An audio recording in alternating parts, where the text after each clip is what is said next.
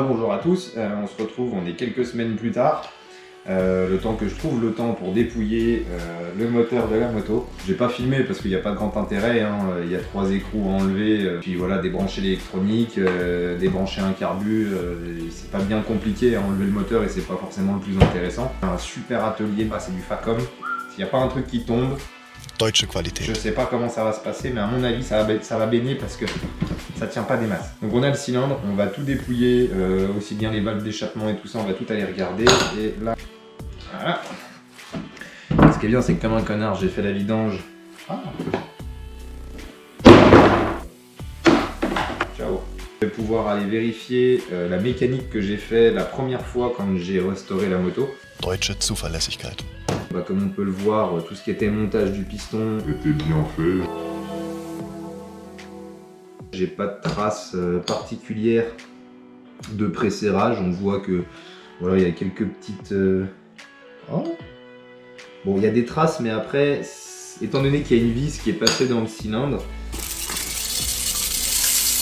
on va la récupérer au fond du moteur, donc on va voir la gueule qu'elle a. Ah, le moteur a 15 heures et ça avait même pas commencé à enlever le revêtement Wiseco, quoi. Ouh là là, ouais, il va baigner ce truc. Si je m'énerve et puis que je le casse après, ça va être encore de ma faute et je vais me faire allumer. Alors ce qui est top, c'est que j'ai déjà reçu la boîte à clapet. Donc, du coup, je suis parti sur du V-Force, hein. Moto Tassinari. Ben mieux, Tassinari.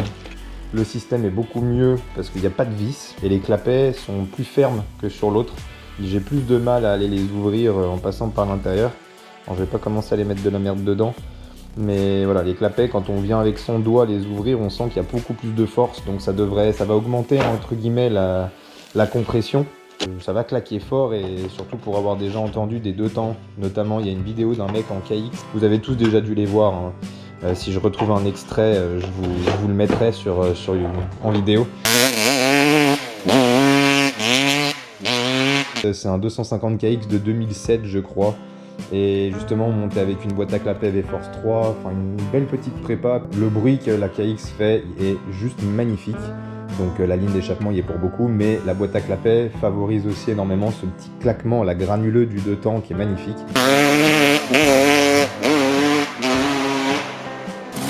Magnifique, j'adore, ça te susurre à l'oreille.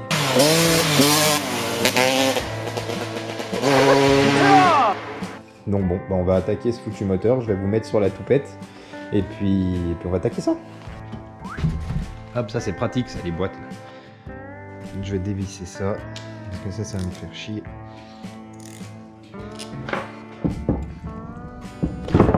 Là, on va tout y foutre de côté là-dedans. Alors gardez bien les affaires quand vous faites un projet de restauration. On s'en fout que ça soit plein d'huile. Gardez absolument toutes les pièces correctement d'origine et compagnie. Ah bah voilà, ça c'était très malin ça. Je vais me faire allumer parce qu'il y a de l'huile partout sur le chantier. J'en connais un qui va gueuler. Qu'est-ce que tu fais? Désespoir de mes parents. Alors, là tu desserres.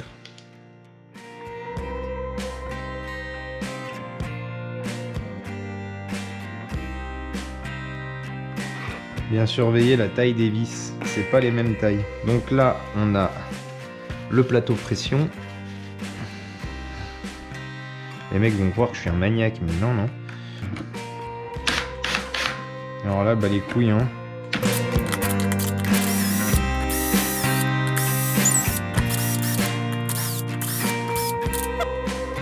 Là. Alors ça c'est pareil, je me tâte à les changer parce que depuis le temps, je sais pas quand est-ce que ça a été fait pour le prix des ressorts. On verra si je vais pas les changer. Hop. Voilà. Là c'est le premier disque. Ça dans la boîte à son papa. Alors ça c'est une vraie merde, je me suis planté quand je les ai enlevés la première fois, je les avais pas remis à l'endroit, il y a un sens. Ils n'ont pas l'air si bouffés que ça, hein.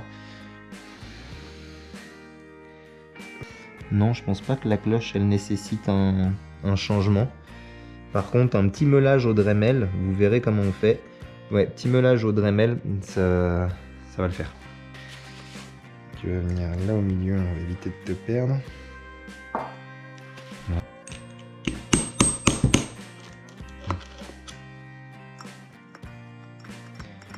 Ah No man, it'll be great. c'est que l'écrou, tu vois, il se dessert tout seul. God damn it. Get me out of this engine bay. Parce que bon, normalement, il y a la sécurité, vous voyez au fond. Là, il y a t'as un repli, tu vas voir quand je vais l'enlever. Donc ça va là au milieu comme ça. Là, t'as la fameuse bague, voilà. L'écrou, il vient comme ça, comme ça. Et vous voyez, ça, c'est une sécurité pour pas que ça se dévisse. Sécurité qui, il me semble, était utile. Outil miracle. Voilà. J'ai l'impression que j'ai eu un peu de chatte quand même. On va pas se mentir. La cloche, elle doit viendre. Voilà. Oh, c'est beau. Ah, j'adore, on dirait une vieille horloge là. Alors, bah ça en fait, on va tout y laisser dedans, tu vois. Parce que ça, je sais pas pourquoi, mais je sens que je vais y perdre et que je vais pas y remonter correctement, donc on va y laisser dedans. Là, il y a une bague comme ça. Ça aussi, ça vient. Donc il y a ça qui va dans ça s'emboîte comme papa dans maman. Voilà. Toi, tu reviens là-dedans. Dans la boîte. Oh merde. Vous voyez ce que je vous dis? Que ça va se barrer, que je vais finir par perdre des pièces comme un con. C'est déjà en train de commencer à me souffler. Toi, tu vas là. Normalement, c'est déjà plus léger. Ah, j'ai que ça à foutre. Ah, ça, je crois que c'était utile. Ah, mais ça, c'est les vis de culasse. C'est important, ça, faut pas y perdre. FILSDE PUTE. Merde, il y avait peut-être un sens. Je sais plus où elle est, la petite tige. Ça. C'est rigolo, ouais. Ça doit être ça. Regardez ce que je vous disais. Regarde la gueule du tréteau. Matos de merde. Aïe aïe aïe, le tréteau. Dans 5 minutes, je vais t'attraper, je vais te jeter là-bas. Ah bah tu vois, ça j'y avais pas serré suffisamment. Ça se dévisse tout, hein, avec les vibrations, c'est une horreur, ça se dessert tout. C'est un cross. C'était vraiment très intéressant. Donc faut serrer, hein, à part sur les carters, hein, soyez pas cons. Ici. Oh. Tu me résistes? C'est le roi des cons. Ah, encore. Voilà. Ah bah oui, mais qui c'est qui a mis autant de merde aussi là? Au moins c'est bien graissé. Qu'est-ce que je vais donc bien pouvoir démonter? Du coup, l'allumage.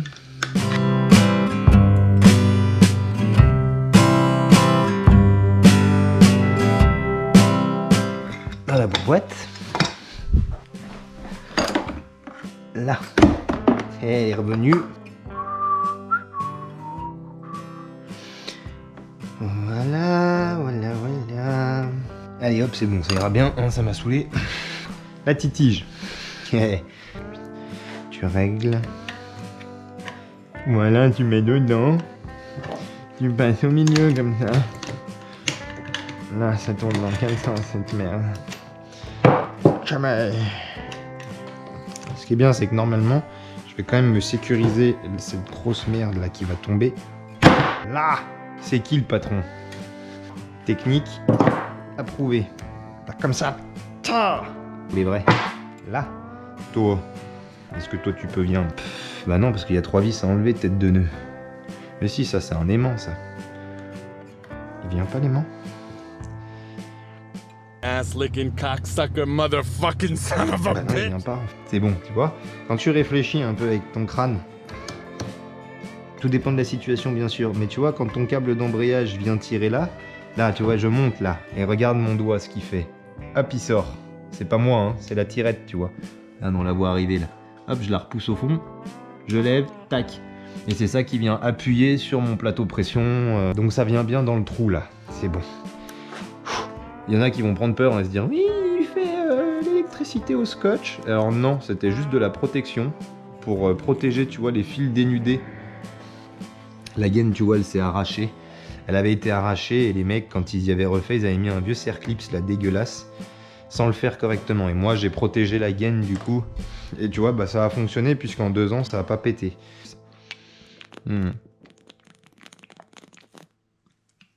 Ah.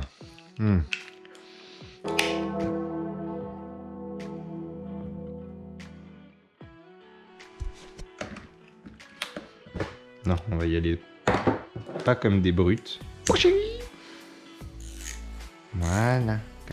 Ok. Là, il vient. Donc, alors, ça, c'est ce qu'on appelle la pompe à eau. Ok, ça vient toute. Voilà, viens, saleté. Au lieu de faire ton arrogante. Elle est en bon état, elle a aucun problème, elle a pas aspiré de merde. Petite pompe à eau, la pompe à ounette.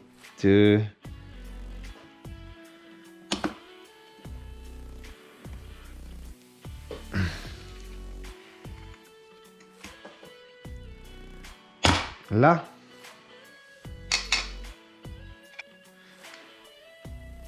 Mais ce qui est chiant, c'est que dès que c'est de travers, ça, voilà.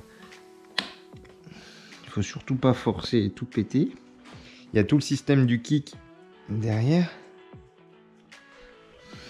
Pourquoi ça vient pas? Ah mais, sale mongol. Oh là là là là là. Mesdames et messieurs, il y a du dégât de fait. Taré. Il remet pas le micro correctement. Bon voilà, c'est un truc les amis, encore une fois. Vous voyez, tout à l'heure j'ai ce pignon là. Ce pignon qui est raccordé ici. Voilà, j'ai fait exactement cette connerie. De tripoter avec mes doigts. Une fois que tu essayes de le remettre, tu vois que ça fonctionne. Ça bouge dans tous les sens. Tu es là, tu remets dedans. Tu vois, ça bloque, ça fait chier. Donc tu as cette petite barre. Tu vois, un gros ressort. Ok, donc c'est fait pour être pressé. Il y a un pignon qui est entraîné par le vilebrequin, l'autre pignon qui vient sur la pompe à eau. Là, on vient sur les valves. Ça vient en fait entraîner les valves d'échappement. Il faut que ce soit en corrélation avec cette pièce. Donc tu vois, tu es là, en faisant ça, en la levant vraiment fortement, hop, tac, ça se clipse, tu vois. Si je bouge mon vilebrequin, ok, la pignonnerie, elle tourne. Tu te dis, bah c'est bon. Le problème, c'est que ça a plus de marge de manœuvre. T'as beau lever, pousser, ça sert à rien. Donc c'est pas comme ça que ça se monte. C'était vraiment très intéressant. Je souhaite vous donner un dernier conseil. Il y a un problème, tu vois. Eh bien, méfiez-vous. Et là, tu vois qu'ici, tu as une goulotte. Mais oui, c'est clair. Goulotte qui, si ça je le remets correctement, correspond avec cette petite barre de fer. Les deux là, c'est fait peut-être pour s'emboîter. J'aime ce qui se passe. Mais en fait, très simple. Tu te remets à peu près en face. Et là, tu vois, tac, tu tires un peu sur la queue là. C'est notre secret, ça reste entre nous. Hein. J'ai l'impression que j'ai fait de l'humour juif. Voilà, c'est pas compliqué. Je crois que c'est quand ce n'est pas rigolo et que ça ne parle pas de saucisse.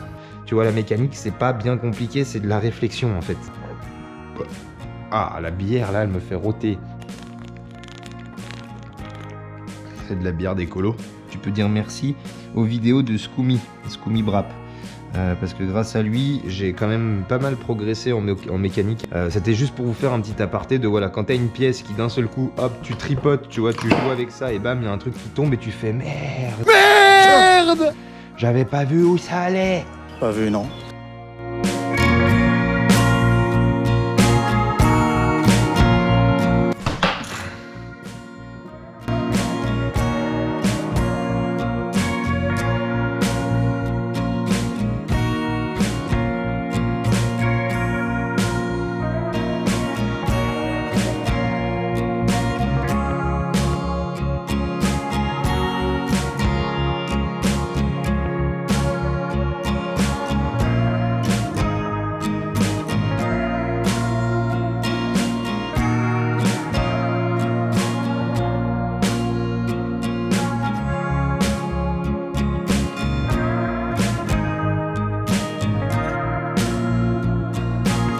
Je salis pas. Ah ouais, t'as intérêt, parce que là ça va, je suis dit, moi. Bah, si tu balances pas pour les petites boîtes à la mer, et ben moi je salis pas les poteaux en bois. Ça veut dire quoi? Il n'y a pas de chantage avec moi, tu sais comment ça se passe, sinon tu vas retourner dehors et qu'on me faire à la con, mais il va bien. C'est la meilleure celle-là. Oh, je vais bien trouver une autre connerie que t'as dû faire par ici que je vais pouvoir dénoncer. J'accepte de mourir, mais avec un minimum d'effort. Moi, je serais toi, je bats. C'est pas moi, ça. Il y a une poubelle là, tiens, elle est là. Ouais, bah elle est là. De quoi? Ouais. Qu'est-ce que tu m'as foutu? Tu m'as foutu de l'huile là. Non, c'est pas moi.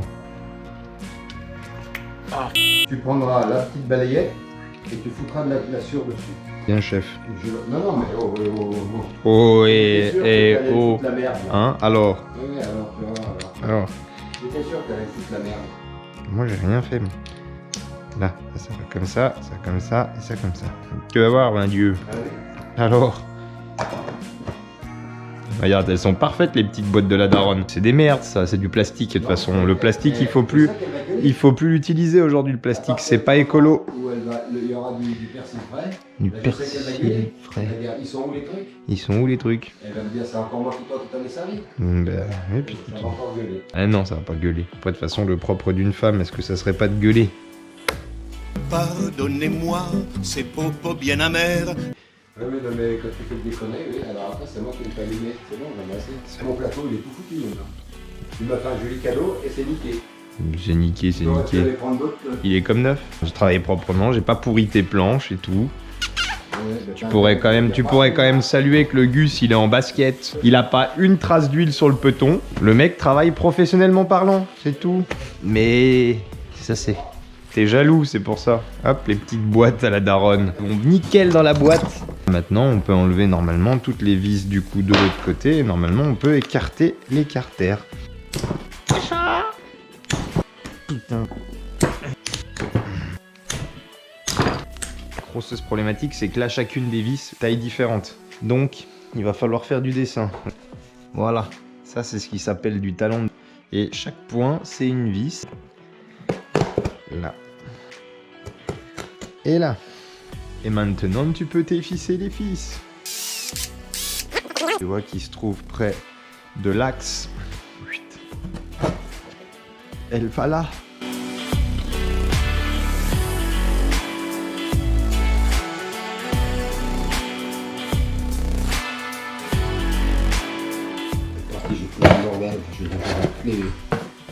Bon, voilà. Non, t'as pas le droit. Si tu fais ça. Parce que ça, tu vas le mettre en morceaux aussi entièrement. Bah oui, faut ouvrir parce que pour sortir le vilebrequin, on n'a encore pas trouvé la technique pour le faire sans ouvrir un moteur. La bêtise, c'est de la paresse. C'est-à-dire. Alors je sais pas si toi en tant qu'ingénieur Suzuki t'es capable de le faire, mais Ah non, monsieur! moi je sais pas faire encore. Je comprends pourquoi toi t'étais nul en mécanique. Hein.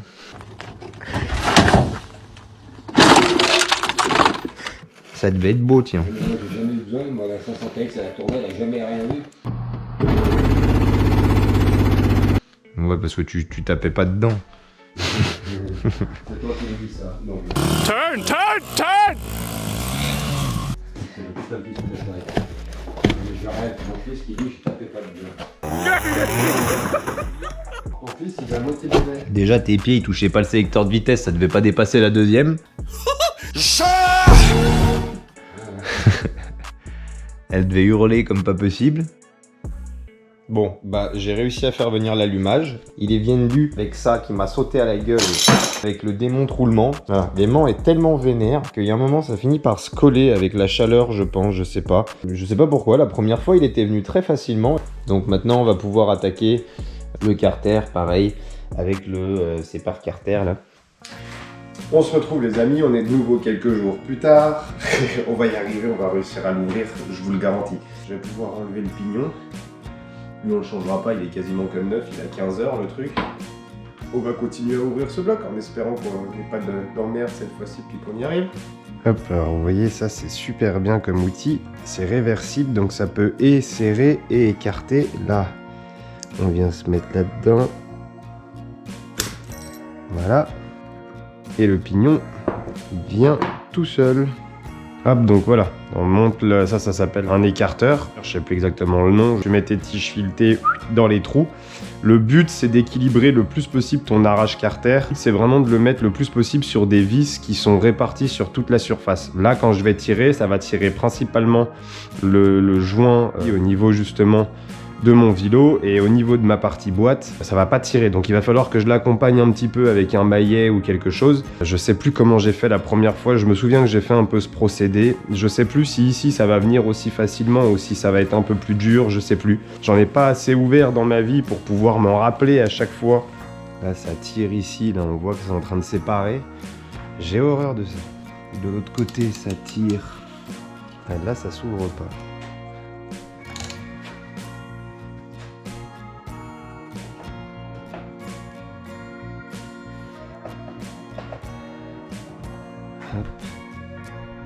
Donc là ça me l'a tiré un peu partout, c'est très bien. Hop, donc là j'ai essayé de me mettre de l'autre côté, j'ai retourné le moteur, on va essayer de répartir. Enfin, j'ai réparti un petit peu différemment pour essayer d'avoir aussi bien côté vilebrequin qu'un petit peu plus côté boîte, mais c'est assez galère, j'ai l'arbre là de boîte au milieu, c'est un peu la merde, et puis surtout, faut y aller tout doucement. Ça me stresse d'ouvrir cette connerie parce que si t'entends un gros crack et que t'as une petite fissure après qui apparaît gentiment sur ton carter, ça va pas me faire rire.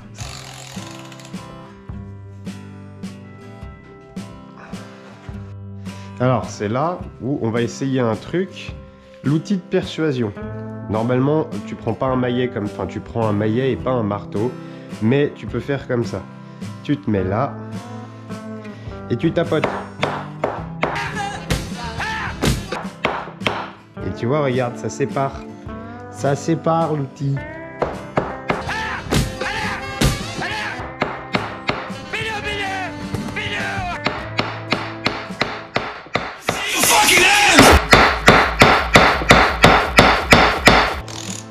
Voilà. Là, j'ai l'établi qui va y aller du voyage, voilà, c'est ce qui me semblait, qui était en train de partir du côté de Brest, lui. Mon copain, fais pas chier et viens. J'en ai marre de jouer avec.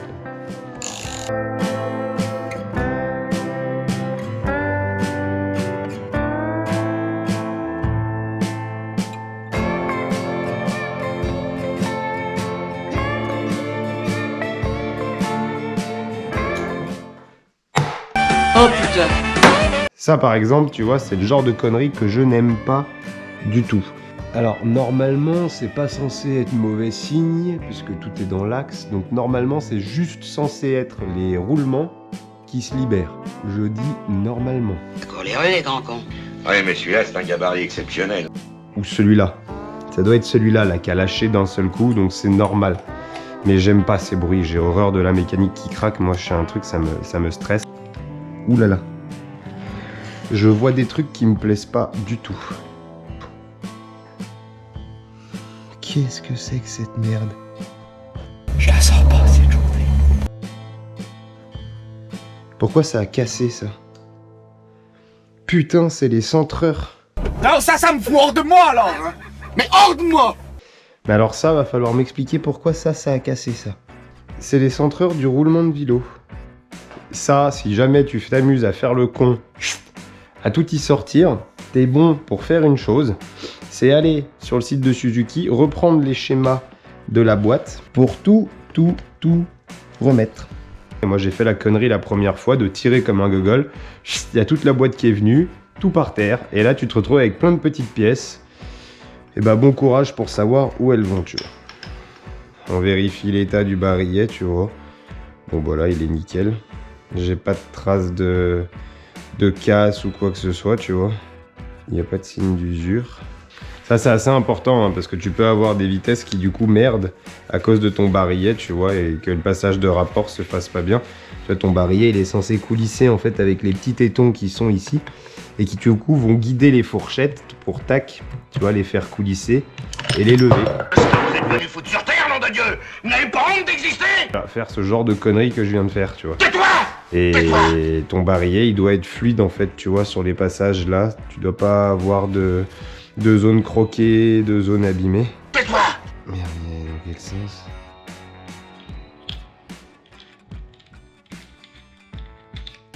Il devait certainement aller comme ça. Tu mets des élastiques, mon copain, pour pas que ça se fasse la malle.